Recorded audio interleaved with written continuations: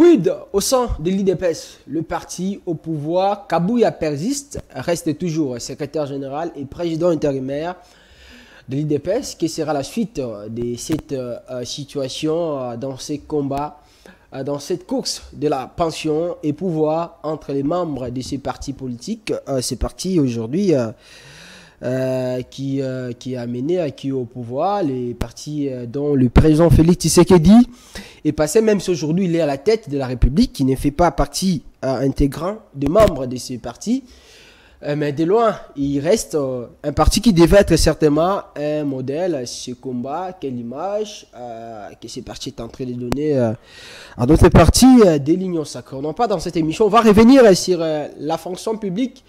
Jean-Pierre Liaou, oui, jadis programmé meilleur ministre du gouvernement Samuel Kone, le président même, lors d'un briefing avec Patrick Mouyaya, avait cité le nom de Jean-Pierre Liaou. Aujourd'hui, il est dans les gouffres, on parle de lui, cette fameuse histoire de matriculation au sein de la fonction publique. Certainement, la jungle est installée. Est-ce que Liaou, c'était juste une démagogie politique? Aujourd'hui, sa peau est dévoilée. Lui qui était certainement dans la peau d'une autre.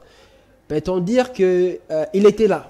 Ou bien comme ça, depuis longtemps, mais caché un peu, il fallait qu'on puisse attendre que le vrai visage du travail de Jean-Pierre Liaou puisse être dévoilé. On n'a pas dans cette émission, on ne manquera pas aussi de revenir sur les 100 jours de gouvernement Judith Souminois. Certains ministères qui aujourd'hui ne donnent pas une belle image, ne donnent pas de l'espoir. Par exemple, ce ministère de la jeunesse conduit par Madame Noëlla, vous savez, avec une fameuse campagne dénommée Jeune Pesa Congo Chance. Ça veut dire quoi? C'est quoi l'image? C'est quoi l'image? Certainement, la jeunesse aujourd'hui attend beaucoup de ces ministères, et surtout que le président lui-même avait promis en 5 ans de créer 6 milliards d'emplois, 6 millions d'emplois, voulais-je dire, pour surtout la jeunesse congolaise. Le président qui parlait de l'entrepreneuriat des jeunes, sa première ministre est venue et là a confirmé, réaffirmé ce qu'avait dit le président. Le ministère Boussole voit comme ça depuis le début un silence silencieux de cette ministre, et certainement sur le terrain un peu inexistante. Est-ce que ça donne une belle image de la jeunesse? Même si on dit qu'il faut renouveler la classe politique congolaise, mais on doit avoir des jeunes capables, des jeunes qui donnent de l'espoir à d'autres jeunes. Ça fait craindre au sein, dans la façon de travailler, au sein des ministères. On en parle aujourd'hui dans cette émission Interface, énième numéro de la semaine de votre émission. Vous nous suivez de partout. Bonsoir à toutes et à tous et bienvenue. Nous recevons pour vous Papi Mouya, il est cadre de l'IDPS, l'un des communicateurs de ce parti. Papi Mouya, bonsoir et bienvenue. Bonsoir mon frère James, bonsoir à Madame Sarah, bonsoir à tous ceux qui nous suivent. C'est un réel plaisir de pouvoir partager les idées, parler de la République, présenter les choses d'une manière qui est correcte et sincère. Alors, avec le plaisir de vous retrouver une fois encore sur ce plateau d'Interface. Bonsoir Sarah. Bonsoir Daniel Roland-Lay. Bonsoir à vous Monsieur Papi. Bonsoir également à toutes ces bonnes personnes qui ne cessent de nous faire confiance. Alors, le décor est planté. Le maestro Issa Kazaka et à la réalisation de cette émission, Jess Mouka et Rajabou Pro sont partie intégrante des gens qui sont derrière les machines pour vous permettre de nous suivre avec Papi Mouya. D'entrée de jeu, le décor est planté. Papi Mouya, j'aimerais qu'on puisse commencer avec l'IDPS. On va prendre quelques minutes certainement avant qu'on puisse aborder cette question liée à la gestion du ministère de la fonction publique d'une manière générale avec le ministre Liaou. D'abord, aujourd'hui, comment se porte l'IDPS? D'une manière générale, ça va. Vous savez, il y a eu beaucoup de petits soucis au sein de notre famille politique IDPS, mais je crois que les choses essayent de marcher. Le secrétaire général faisant fonction du président Aïe, l'honorable Augustin Kabouya Chilumba, est en train de se battre pour que les choses marchent, que les enfants qui s'étaient écarés de la maison puissent revenir à la maison. Les égarés. L'IDPS reste cette grande famille que Papa Étienne nous a laissée. Et je crois que d'ici là aussi, il y aura ce qu'on a appelé rassemblement de toutes les grandes têtes de l'IDPS. Je crois que certaines choses seront mises au clair. Là, ça donne l'impression comme si Kabouya a subi cette pression parce que lui qui refusait certainement d'organiser cet rassemblement, qui disait certainement on devait attendre vu que les élections sont encore loin. Mais aujourd'hui, là, c'était quand même de le faire. Ça veut dire qu'il est sous pression. Et j'en profite, je lance aussi une autre question parce que vous parlez des brebis égarées. Vous pensez, parmi ces brebis, il y a aussi le professeur Mbata qui avait donné des qualifications l'autre fois à Augustin Kabouya. Bon, vous savez, il y a une chose qu'il faudra savoir. Augustin Kabouya, comme secrétaire général, faisant fonction du président Haï, c'est une personne. Je crois qu'il a ses défauts. Et je ne pense pas que parmi les gens qui peuvent présenter le mal d'Augustin Kabouya, il y a le prof Mbata. Je ne pense pas parce que il n'est pas bien positionné pour le si prof Mbata a eu la chance de pouvoir se faire appeler premier vice-président au niveau de l'Assemblée nationale, c'est parce qu'il y a eu un Augustin Kabouya qui avait accepté de porter sa candidature, qui avait accepté de les soutenir, mais les voir aujourd'hui prendre une position allant dans le sens d'attaquer celui-ci, je crois que c'est une erreur. Et c'est un professeur. Moi, je me réserve le droit de pouvoir dire certaines choses. Et je pense qu'il est temps qu'il puisse revenir à la normale, qu'il puisse comprendre que tout ce qui s'est passé, concret et autre, nous l'avons vu. Nous avons vu le professeur Mbata accompagner Augustin Kabouya. Nous avons vu Augustin Kabouya être des mèches ou parler même langage avec toutes ces grandes têtes qui font le bruit aujourd'hui. Donc nous leur demandons de garder assez de calme, de revenir à la raison. Nous n'aimerions pas que nos problèmes puissent mettre mal à l'aise certaines personnes parce qu'il s'agit de nous. Aujourd'hui, regardez même les communicateurs au sein de mon parti. Un grand nombre est maintenant un peu divisé. Parce qu'il y en a qui pensent qu'ils doivent soutenir X, et il y en a qui pensent qu'ils doivent soutenir Y. Entre-temps, on oublie que le même personne que nous soutenons aujourd'hui ne nous avait pas soutenu hier. Vous vous rappelez quand le prof Mbata était premier vice-président au niveau de l'Assemblée nationale? Quels sont ces communicateurs qu'il avait au sein de son cabinet? Mais aujourd'hui, ils font semblant. Mais vous avez mon grand frère Etienne Longondo qui fut d'ailleurs ministre à la Santé. Combien de combattants étaient là-bas? Combien de communicateurs s'est retrouvés là-bas? Mais aujourd'hui, parce qu'ils ont leurs problèmes, ils doivent nous utiliser. Je crois que c'est une très mauvaise façon de voir les choses. Pour moi, la bonne manière de faire, c'est de pouvoir apprendre à dire des vérités à nos aînés. Quand ça ne va pas, qu'on ne soit pas là comme applaudisseurs, qu'on ne soit pas là comme, comment on dit, les dialolistes, comme les Quinois savent le dire. Non, qu'on parle clairement, qu'on puisse leur dire, en tout cas, ici ça ne va pas, ici ça va. Je crois que ça va permettre à notre parti d'avancer et ça va faire de telle sorte que mais c'est à Kabouya de le faire comme un président AI, comme un secrétaire, c'est à lui de le faire, d'appeler tout le monde et puis d'écouter et puis de partager les opinions dans la mesure du possible, de mettre en application la volonté des autres au nom de l'intérêt général. Mon frère Daniel, je suis légaliste, je peux me le permettre. J'ai appris à respecter tout ce qui est comme loi et autres. Nous avons notre statut. Est-ce que vous pouvez poser la question aux amis qui sont de l'autre côté? De quoi ils reprochent à Augustin Kabouya? Est-ce qu'ils peuvent correctement, sincèrement répondre à cette question? De quoi ils reprochent à Kabouya? J'étais sur un plateau de télévision avec un autre confrère et ami qui a évité cette question. Vous les reprochez de quoi? Et même s'il faut faire ces reproches, est-ce que c'est de cette façon qu'il faut les faire? Parce qu'il y a les réseaux sociaux aujourd'hui. est-ce que le communicateur ou le membre de mon parti UDPS sont devenus des impolis? Point d'interrogation. Pourquoi on doit s'insulter, on doit passer à des actes qui n'honorent pas notre parti? Pourquoi? Je crois qu'il est temps qu'on puisse revenir à la raison. Et Augustin Kabouya reste ouvert. Ceux qui sont partis peuvent revenir. On peut continuer cette lutte qui n'est pas encore terminée. Vous avez quand même suivi ces propos de Kabouya. Je ne vais pas revenir en totalité, globalité, mais par exemple, quand il dit que les peuples attendaient beaucoup de l'IDPS, aujourd'hui, à cause de la gestion de certains membres de l'IDPS qui sont passés par certains ministères aujourd'hui, l'IDPS a trahi d'une manière ou d'une autre ce peuple-là. Pour Kabouya de réagir ainsi, ce n'est pas un avou d'échec de la part de ces régimes, du pouvoir des présidents Tshisekedi. En outre, Kabouya voulait dire que le président a échoué, bien l'IDPS a échoué parce que l'IDPS a trahi la population congolaise. C'est une mauvaise façon de présenter les choses.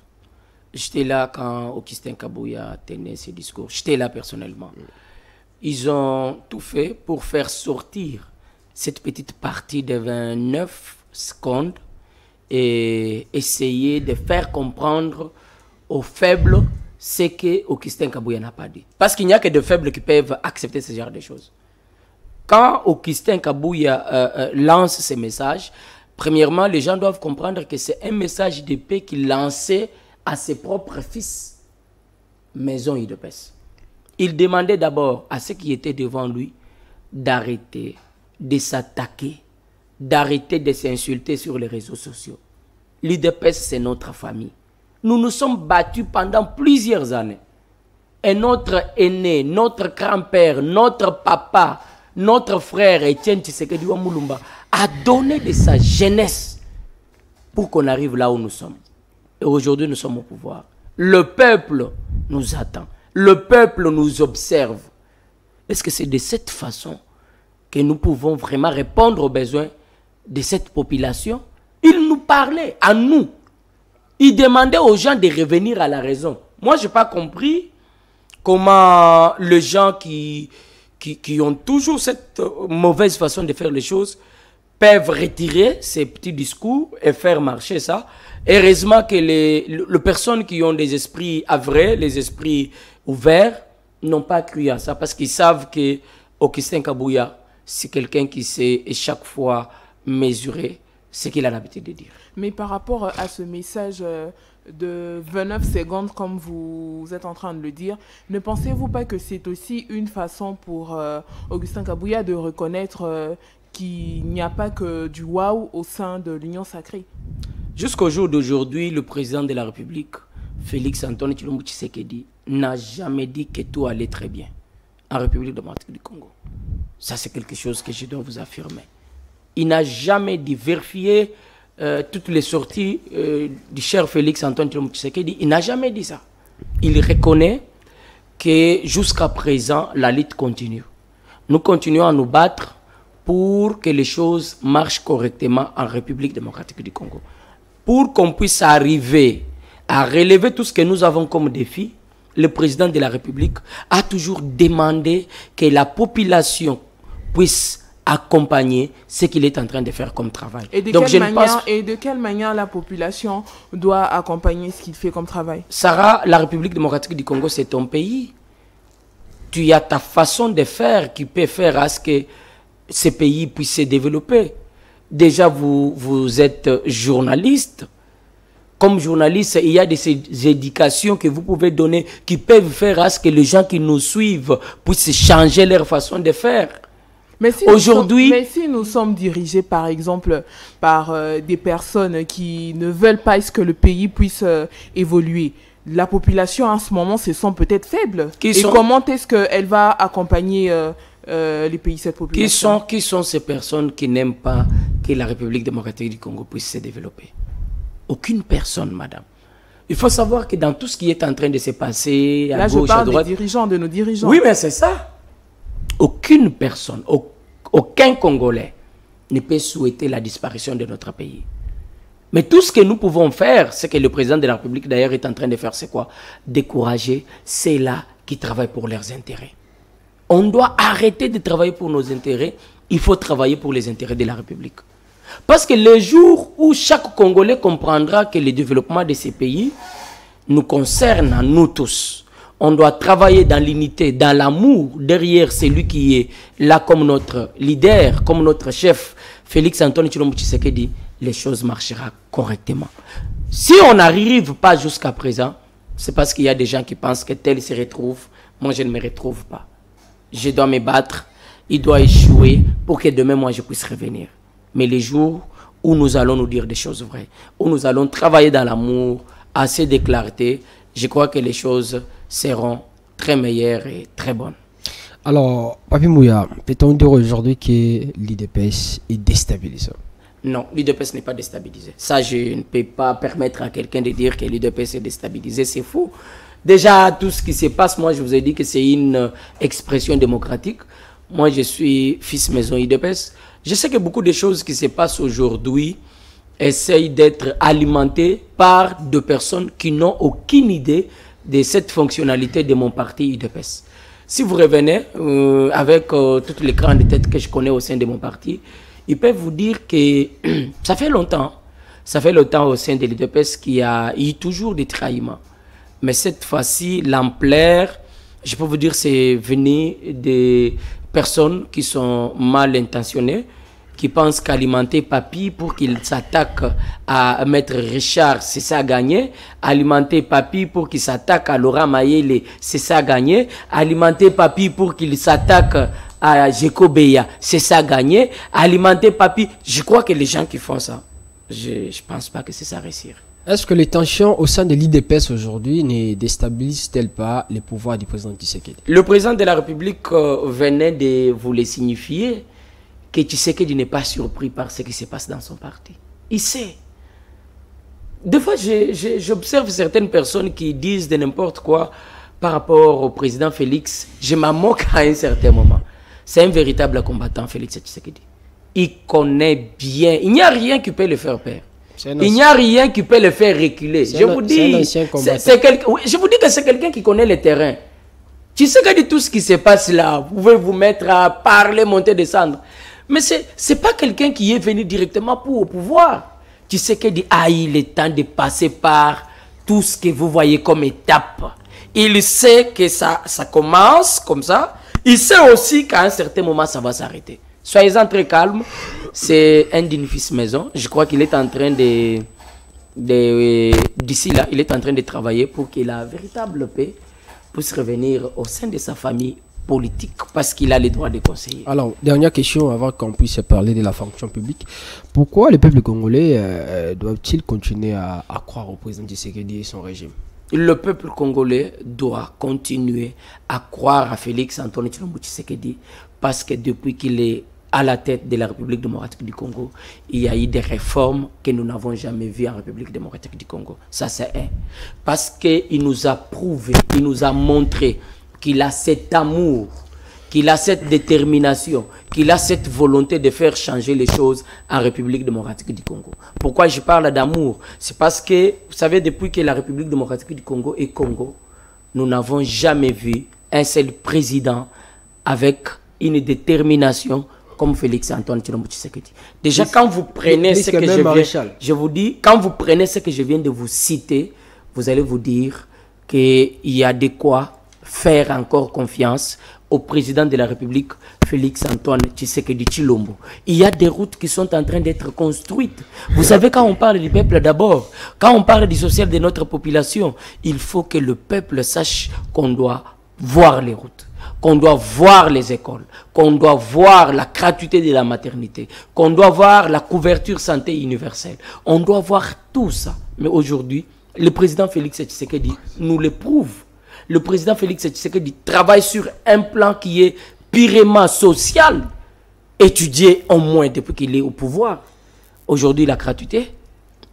Hier, beaucoup critiqué. Aujourd'hui, les gens se réservent les droits de dire n'importe quoi parce que ça a été une réussite totale.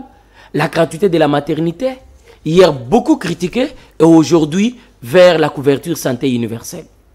La construction des routes. Hier, un rêve. Mais aujourd'hui, nous sommes en train de vivre une vraie réalité. Daniel et Sarah, c'est peut-être parce que vous n'avez pas eu le temps d'étudier au fond ce qui est en train d'être fait dans nos provinces. Chaque province aujourd'hui est en train d'être reliée par d'autres grâce à des routes. Lorsque les grandes routes en République démocratique du Congo seront bien construites et que le moyen de transport seront vraiment accessibles à tous, je crois qu'on aura à apprécier ce grand travail que Félix Antoine Tshisekedi est en train de faire. Aujourd'hui, c'est difficile. Pourquoi? Parce que les gens pensent que, comme Tshisekedi est au pouvoir, il n'y a pas moyen de l'apprécier. Il n'y a pas moyen de les féliciter. Il n'y a pas moyen de l'applaudir. Ça fera de lui un tout-puissant. Mais quand Tshisekedi ne sera pas là demain, vous verrez tous ceux qui continuent à critiquer Félix Tshisekedi venir vous dire que s'il y a quelqu'un qui a ramené la République démocratique du Congo sur une voie du développement, c'est Félix Antoine Tshisekedi Tshilombo. Alors, on va voir. Jean-Pierre Liaou est bon. Il est ministre de l'IDPS. Sur la liste de l'IDPS. Sur la liste de l'IDPS. Alors, jadis, maire ministre du gouvernement Sama Lukonde. Les présidents en ont parlé, tout le monde en a parlé. On a vu même, après la démission du gouvernement à Sama Lukonde, les gens au niveau du ministère de la fonction publique qui réclamaient et demandaient que Liaou puisse revenir. Au finish, Liaou a fait son retour au sein de ce ministère. Judith arrive, Madame Judith Toulouka arrive comme Premier ministre de la RDC. Liaou est revenu ministre. Aujourd'hui, on parle de Liaou concernant cette histoire de matricule au niveau de la fonction publique. Liaou a fait ceci et Liaou a fait cela. D'abord, quelle analyse pouvez-vous faire de ce que les gens disent de Liaou, de ce que les gens pensent de Liaou, de ce qui se passe au niveau de la fonction publique, voir des gens aujourd'hui marcher pour réclamer cette histoire de matricule? Peut-on affirmer que le vrai visage de Jean-Pierre Liaou vient d'être dévoilé? Bon, vous savez, Daniel, il y a quelque chose qu'il faudra aussi qu'on puisse savoir. Jean-Pierre Liaou, c'est quelqu'un qui a eu à prouver à beaucoup d'autres Congolais qu'il était possible de mieux faire les choses. Surtout dans ces grands domaines là où il était.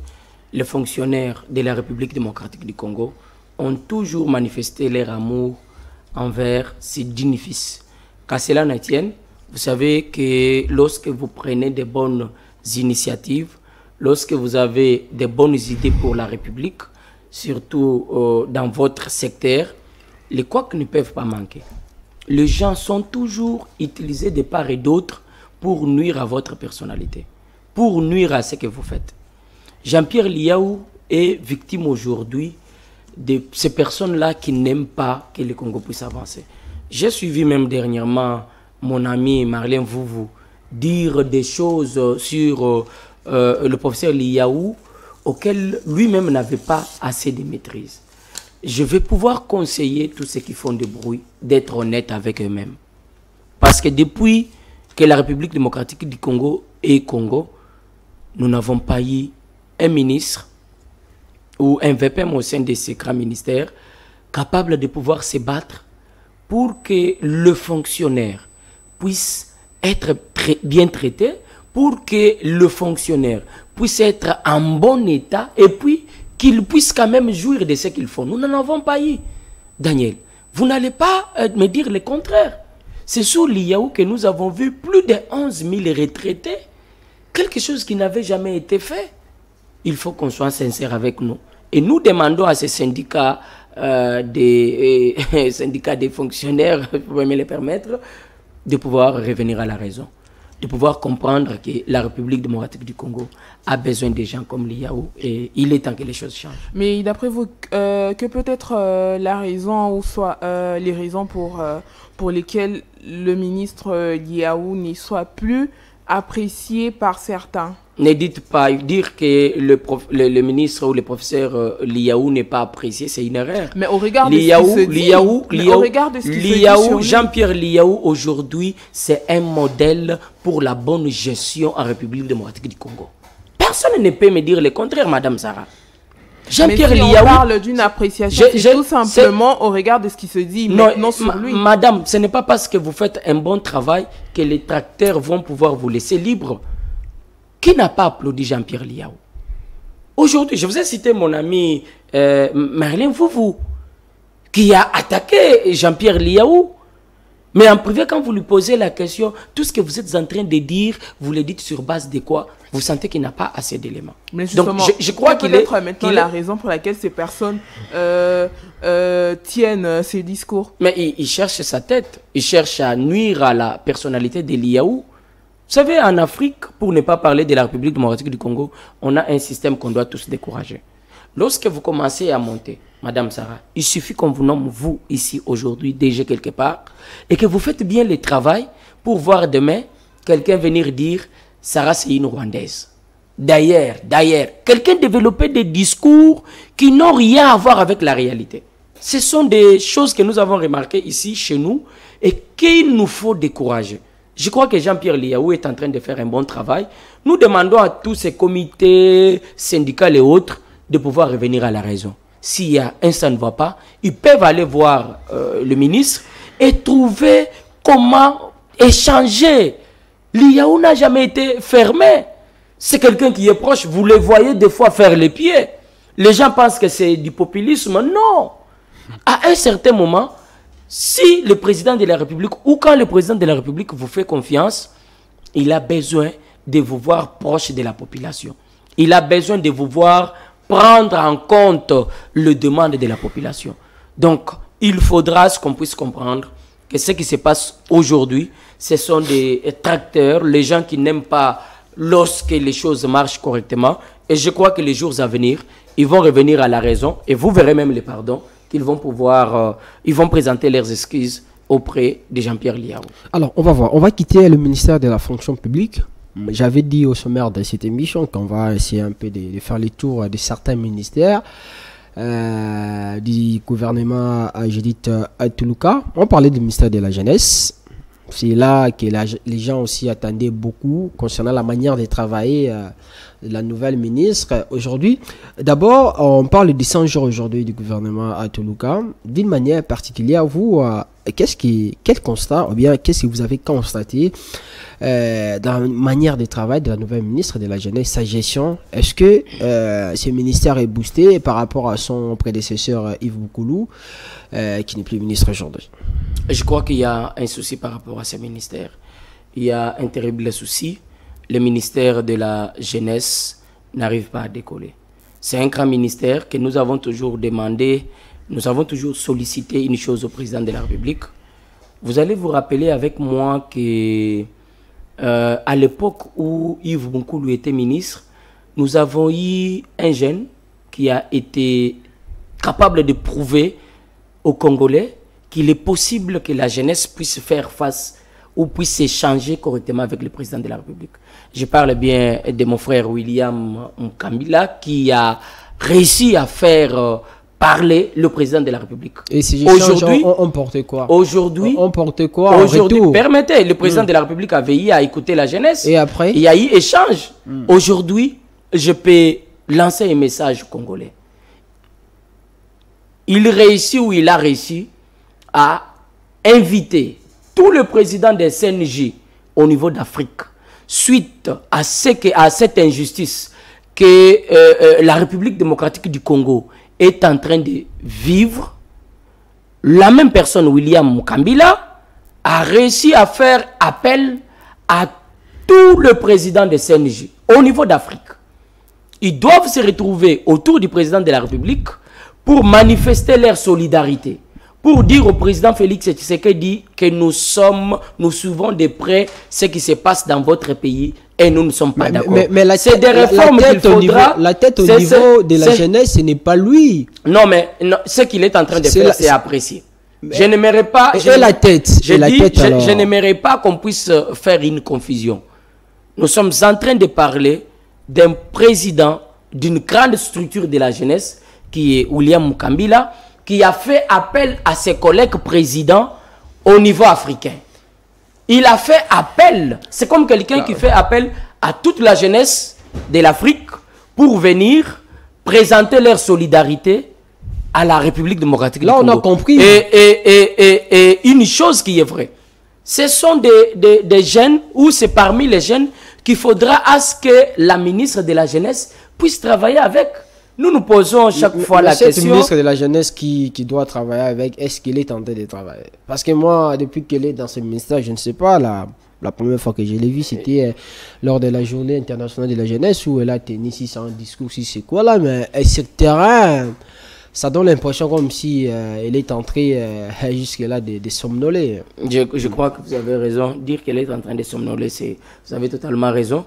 Nous sommes en train de travailler au fond. Mais pourquoi présumer sur la personne avant de voir comment est-ce qu'elle travaille? On vous a vu, vous, applaudir ou apprécier tous les ministres nommés par le président de la République. Mais aujourd'hui, vous commencez à changer des discours face à certaines personnes, certaines têtes. Et surtout, cette ministre-là, je m'en souviens, Papi Mouya, on avait fait une émission avec vous ici et Sarah. Vous étiez content de sa nomination comme jeune qui est là. Vous avez dit pour la première fois dans notre pays qu'une jeune de cet âge puisse être nommée ministre. Mais aujourd'hui, cette jeune-là, qu'est-ce qui donne comme espoir à cette jeunesse? La première des choses qu'il faudra savoir par rapport à Papi Mouya est que je soutiens totalement et fidèlement le président de la République, Félix Antoine. Permettez, je vais arriver. Je soutiens totalement et fidèlement le président de la République, Félix Tshisekedi. Et j'accepte fidèlement et avec loyauté ses choix. Mais lorsque le président de la République vous nomme, c'est qu'il vous fait en premier confiance. Nous, qu'est-ce qu'on fait en premier? On vous applaudit, on vous souhaite bonne chance. Mais on veut vous voir travailler dans le sens d'accompagner le président de la République. Parce que c'est lui notre leader à nous tous. J'aimerais à ce que ça soit le même cas. Quand Félix Tshisekedi me nommera, j'aimerais à ce que vous puissiez me critiquer, que vous puissiez me dire la vérité. Quand le président de la République avait pris la décision de nommer Madame Noëlla comme ministre au niveau de la jeunesse, nous avons applaudi, nous avons appuyé. Mais nous aimerions la voir en action sur terrain. Mais monsieur Papi, regardez le cas, permettez, regardez le ministre Constant Mutamba. Vous pensez que je peux me permettre de venir attaquer facilement Constant Mutamba? Non. Regardez Teddy Luamba, c'est lui qui est au niveau de l'hydraulique. Vous pensez que je peux venir facilement l'attaquer? Non. Regardez Doudou Famba. Et si vous pensez que je peux venir l'attaquer? Non. Pourquoi? C'est parce que ce sont des rares ministres jusqu'à présent qui se laissent voir. Vous voyez le travail qu'ils font. Ça vous permet de pouvoir accepter facilement qu'ils font quelque chose. Mais lorsqu'on vous nomme dans un ministère où vous avez affaire à des têtes, le ministère de la Jeunesse, ce n'est pas de la blague, attention. Mais M. Papi, on peut applaudir un choix ou, je ne sais moi, une nomination sans pour autant faire aussi des présomptions. Parce que là, c'était le cas avec vous. Mais aujourd'hui, vous changez des discours. Je n'ai pas changé les discours, je reste moi. Vous pouvez me dire des actions. Deux que Madame la ministre de la Jeunesse a eu à faire depuis qu'elle est là. Deux seulement. Mais c'est à vous de répondre. Non, mais c'est la question. Parce que vous pensez que nous sommes en train de l'attaquer dans le vide. On ne l'attaque pas d'ailleurs. On la ramène sur la bonne voie. Elle doit savoir que ce ministère qu'elle a aujourd'hui, c'est un ministère où il y a des jeunes qui réfléchissent chaque jour, qui pensent qu'il y a moyen que la jeunesse de la République démocratique du Congo puisse accompagner le président de la République. C'est à elle de pouvoir innover, c'est à elle de pouvoir imprimer ce qu'elle a comme connaissance, afin d'accompagner le président de la République. Voilà les actions de cette dame. Elle lance une fameuse opération dénommée PESA Congo Chance. Ce sont des actions, non? Mon cher ami Daniel, mais c'est parmi les choses que j'attaque. Hein, je sais pas si la dame a une équipe avec laquelle elle essaie de réfléchir. Jeune PESA Congo Chance, ça signifie quoi? Donner la chance au pays d'évoluer. Ça veut dire que la jeunesse que nous sommes, nous n'avons jamais donné la chance à la République. Mais soyons intelligents. Soyons intelligents.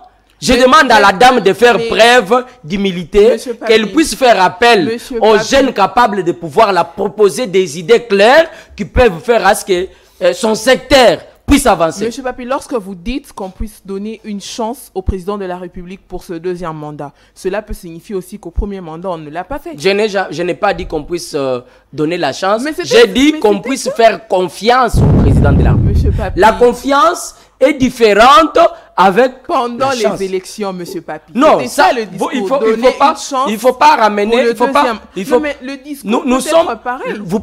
Nous sommes pendant la période électorale. Il faut pas confondre. Et là, nous ne sommes pas pendant la période électorale. Nous sommes en plein mandat. C'est ça le temps que la dame peut nous prouver qu'effectivement, je mérite cette place. Effectivement, je mérite la confiance. Je vous ai dit parmi les actions, parmi les ministres que vous avez vu faire quelque chose. Vous l'avez vu? On est jeunes, vous et moi, on est jeunes. Je ne peux pas me mettre à la critiquer. Pendant que cette dame a la chance d'avoir une secrétaire qui a assez d'expérience, Madame Thérèse Mboujibouni, qui est à ce ministère depuis très longtemps, qui sait quand même quoi utiliser pour que le ministère de la Jeunesse puisse avancer. Mais quand vous l'attendez, elle vous dit non, il n'y a pas de moyens. Non, mais c'est votre lobbying qui est faible. Il y a des moyens qui sont mis à la disposition de la jeunesse qu'il faudra à ce que vous puissiez jouer un lobbying capable de pouvoir permettre aux partenaires de vous offrir ces moyens et que vous puissiez investir. Je crois que c'est une grosse erreur. Les jours à venir, on va pouvoir l'aider à faire décoller les choses. Alors, pour chuter avec l'émission, on doit revenir quand même. Vous savez, vous avez parlé ici, les peuples congolais doivent continuer à croire au président Tshisekedi.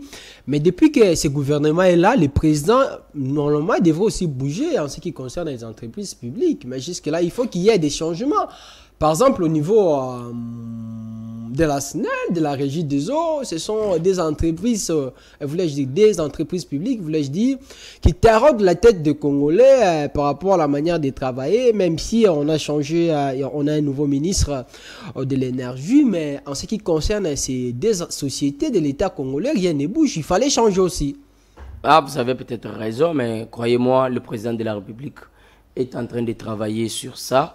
D'ici là, ils vont changer. Mais déjà, il faut vous mettre en tête que le choix apporté sur la personne de Teddy Luamba comme ministre d'Hydraulique, c'est un choix qu'il faudra qu'on puisse tous, comme jeunes, appuyer. C'est parmi les ministères qui sont restés debout, qui n'ont pas voulu rester dans leur bureau, qui se battent jour et nuit pour que les choses avancent. Les deux secteurs que vous nous avez cités, ce sont les secteurs qui travaillent en collaboration directe avec le secteur social. Et Teddy Luamba, comme un digne fils maison, est en train de travailler là-dessus. Et je crois que les jours à venir, c'est des questions auxquelles nous ne serions même pas obligés de faire face. Vous avez suivi les tours qu'il est en train de faire dans nos provinces. Il veut premièrement se rendre compte que tout va bien et que la République du Congo, la République démocratique du Congo, qui est son pays, qui a assez de fleuves, assez d'énergie, ne peut pas seulement servir d'autres pays au niveau d'Afrique, tout en acceptant ne pas servir son propre pays. Je crois qu'il est en train de travailler là-dessus. Teddy Luamba reste aussi déterminé comme les autres. Et je crois que ça sera un réel plaisir pour nous tous de les voir réussir. Et surtout que le président de la République a déjà promis que d'ici le début 2025, tous ces ministres qui n'auront pas bien travaillé vont pouvoir se préparer pour prendre leurs bagages. Vous concluez l'émission, Papi Mouya. Oui, pour conclure, acceptez d'abord que je puisse profiter de votre micro pour souhaiter un heureux anniversaire à une dame, un heureux anniversaire à une personne, Madame Jackie Kamwanya Rishka, une sœur pour nous, une amie, celle qui a eu à se battre, une des fortes femmes capables. Elle est aussi journaliste comme vous et je crois qu'elle est en train de nous suivre à partir de quelque part. Donc nous la souhaitons toutes les bonnes choses du monde et nous la porterons toujours notre soutien parce que cette date, nous ne l'avons jamais oubliée. pour ne pas aussi perdre d'idées par rapport à ce qu'on disait, nous rappelons à tous ceux qui aiment la République démocratique du Congo que le président de la République reste déterminé pour les changements en République démocratique du Congo. Si vous aimez votre pays, si vous avez une idée à donner, il est temps de s'approcher de votre président afin de voir les choses changer. C'est un réel plaisir pour nous de vous recevoir dans cette émission Radio Mouya. Je rappelle que vous êtes cadre et communicateur de l'IDPS. Le plaisir est partagé. Merci Sarah. Merci Daniel. Merci également à vous, Monsieur Papi Mouya. Merci Sarah. À toutes et à tous, merci de nous avoir suivis. À demain 16h pour un autre numéro de cette émission. Que vive la République, vive la RDC, restez-nous toujours fidèles.